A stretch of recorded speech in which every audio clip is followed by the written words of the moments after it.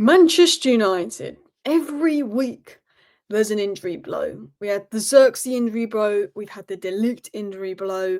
And while a lot of people have been frustrated with Dalot this season, he is important with these remaining Europa League games. We're very thin. Mazraoui's playing right centre back right now because we've got no options in defence because Heaven, Leach, and Ligt are injured.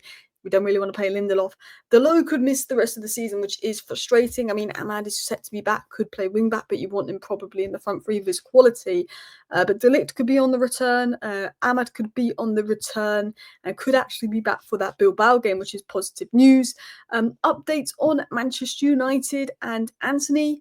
Real Betis ready to put another offer. Could Manchester United be actually going for a Real Betis player, and could a swap deal be involved? Could it be another loan? Could it be a permanent? What's the latest on Antony? Ederson will cost about £40 million for United. Could United be doing a £40 million deal for Ederson? Fabrizio Romano says United are 100% interested in that. He also speaks about our centre-back plans, Casemiro, as well. Ruben Amorim speaks about Casemiro and what his future could be because he's playing more lately. Talks about the Cunha links and about the loan players. So, hello, and welcome back to Alice Talks Football, and welcome back to your 10-minute Manchester United news, transfer news roundup. But I round up all the news in 10 minutes. Let's get into it. So, Amorim says this. Dalot has suffered a calf injury, and it is a possibility that he will miss the rest of the season. He said Ahmed is near, De Ligt is near, but the rest at the same pace. Aiden, he had a bit of a setback in training, reportedly, is not ready, which is such a shame because Aiden Heaven was looking so good. And at least having him as an option in defence, you can more likely put Mazraoui right wing back. So Dalot could be out for the rest of the season. Now, I think if you take away the Newcastle game, the last 5-6 games, I think Dalot's looked a lot better. Dalot was player of the season last year, a player that doesn't get injuries. So when he gets injured, you know it's unlucky. And then this season he was all right, then was quite poor for a little bit. And I think he's starting to get better and look more important. I thought he actually was arguably top 3 players in that Lyon match. I think he made such an impact. Obviously got the goal. So Dalot being out injured is a bit of a blow. I think Dorgu will play right wing back and Amos will probably play left wing back in the upcoming games. I expect that. Maybe Mazraoui, when De Ligt's back, goes to right wing back. But we're very, very limited. So that's a big blow just after the Xerxes blow. It's good that Ahmad's back, but you get De Ligt coming back and Ahmed coming back, and you've got Xerxes and, of course, Dalot out for probably the rest of the season, which is unfortunate with these injuries, especially with important games left. I mean, the good thing about injuries is it's an opportunity, I guess, for younger players. You know, Bentito Mantato, Camerson could get opportunities. We've seen Fredrickson take opportunities. And hopefully, you know, Ahmed will be back. Now, Romano said that I think Romano basically said that Ahmed is focusing on the final, should we make it. But Ahmed will try to be ready for the first leg against Bilbao, or the second leg was apparently said by Fabrizio Romano. Now, I don't think he's going to be ready for the first leg. We can't rush Ahmed back. There's no point rushing him back and him getting injured again. As much as we need him, as good as he is, you can't rush him back. For the second leg, potentially, you know, if you're 1-0 down with 20 minutes to go, you haven't really got much to lose this season. And if he did pick up another injury, I guess he's got the summer to recover.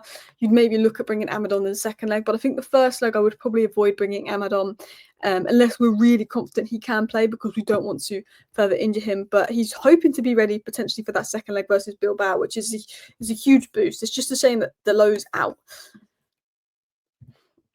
Continuing on, so I'm going to talk about Antony and we're going to talk about Gdozo in a second as well. So Mike McGrath said this: Real Betis are preparing a season-long loan offer for Manchester United to extend their deal for Antony. Betis want Antony. They don't want to pay the money for Antony. They know he's on big wages. They know it's Man United, so they're going to see if they can do a loan deal. Betis are not a club that like to pay up. If Betis get Champions League football because they're in great form, or if Betis win the Conference League, they will definitely have the funds to potentially do a deal for Antony. If not, it will be difficult with the amount of money we want. You know, and Antony wants Betis, Betis want Antony, but there might be other clubs willing to give us more money. And United do want 25 to 30 million for Antony, which, despite his good form, is kind of difficult because it's Man United. Teams never give us what we want for players. So we could be in a position where we loan Antony out again for another season, but I don't think United want to do that unless there's an obligation to buy at the end.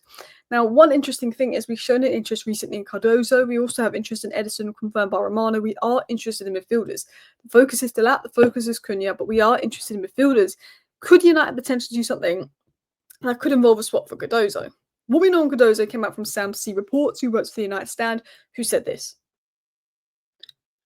Manchester United have in recent weeks been scouting Real Betis midfielder Johnny Cardozo. Real Betis currently have Antony on loan from United, and while no formal approach has been made yet, it remains to be seen whether any potential interest in Cardozo could pave way for a swap deal involving the Brazilian winger. So Samsey said, look, we're looking at midfielder, we're scouting him. I think he suits what we need. We're having a look, and Betis obviously want Antony, and they have him on loan. Potentially United could pave the way for a swap deal, but nothing's really gone yet. But it's one that if Man United do a swap deal with Betis, he's probably the one player at Betis we've got that interest in and watching. As with Cardozo, I actually prefer him to Ederson, and we're going to talk about Ederson in a second and the Ederson news. But why I prefer Cardozo is I think he's a bit more comfortable on the ball, recycling the ball, and I think he's technically better. Ederson off the ball is better. Ederson's probably a better player. But as a profile and what we need, because we've got Agate, I think Cardozo complements Agate better.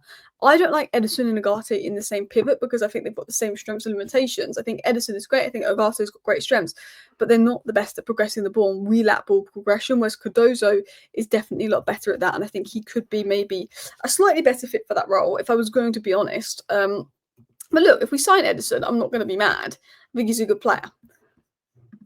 Interestingly, since Antony's joined, they've won 9 games, drawn 2 and lost 2, Real Betis, which is great form. Only Barcelona picked up more points in that period. But let's talk about Ederson. Fabrizio Romano's latest summary update on Ederson. Man United's appreciation in Ederson is 100% confirmed. United like him and consider him a top midfielder. They believe he is the kind of perfect player for Amorim.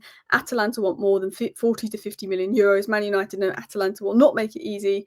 They won't negotiate now. It's something for the summer, and there will be more clubs interested. I think a deal around 40 million will get Ederson done. That's what sort of other reports have suggested, 40 to 50 million. This is sort of what Romano is suggesting. It will be more than 40 million euros, probably nearer 50 million euros. I think 40 million can get Ederson done. We've been linked to Ederson by numerous sources over the last few weeks, mostly Italian sources, and I've always said we'll take it with a pinch of salt, but we've been linked to Ederson for a good year. Like even last year, we got linked to Ederson. Even January, we had interest in Ederson. But Atalanta were like, there's no way he's up for sale. But Romano is saying, look, the reports of Man United showing interest in Ederson is true. We like Ederson. He said, I think last week, Romano, about a board meeting where Amorim and the board had discussed Ederson, and Amorim likes him. He's seen as a player that could be a good fit for the system. And I think Ederson is massively one to watch this summer. But again, it could be difficult. There could be competition. Negotiating with Atalanta, 72 million for Rasmus Højlund. It's not easy. Lee Congerton works at Atalanta. He was the same guy that made us pay 80 million for Maguire. It's not going to be easy. Atalanta will probably be really excited that Man United are in for Ederson because they probably sell him for 40 million to any club. And when Man United come in, he'll be a 60 million pound player. I like Ederson, good player, but I don't like him with Agate together because I don't think he complements Agate. Maybe that's an unpopular opinion. Romano also said this. He said the centre-back position has been discussed several times at United, but there's no major target yet. We've been linked to Branthwaite, we've been linked to Lukeba, Inacio, Schlotterbeck, but there's no major target yet. What I do know is United will be looking at a wide channel defender. Maguire, De Ligt can play central centre-back. Euro can play central centre-back. We'll be looking at wide channel defenders. Mazraoui and Euro seem to play right. Heaven and Ligt seem to play left. I don't know if we'll be looking at right or left. I've said for a right centre-back, Diakite of Lille could be a very good option. I think for a left centre-back, there's loads of good options out there. You know, there's Hato, there's Schlotterbeck, there's Lukeba. I think we'll probably go for Inacio just because of the sporting links. But there's a lot of good centre-backs out there in the left centre-back market. Højlund is one available, but he's more of a central centre-back. And I think that we're probably not going to get near that. I think there's too much competition there. But it'll be definitely ones to watch, definitely interesting. Someone told me we're looking at one of the Wolfsburg centre-backs, the Greek guy.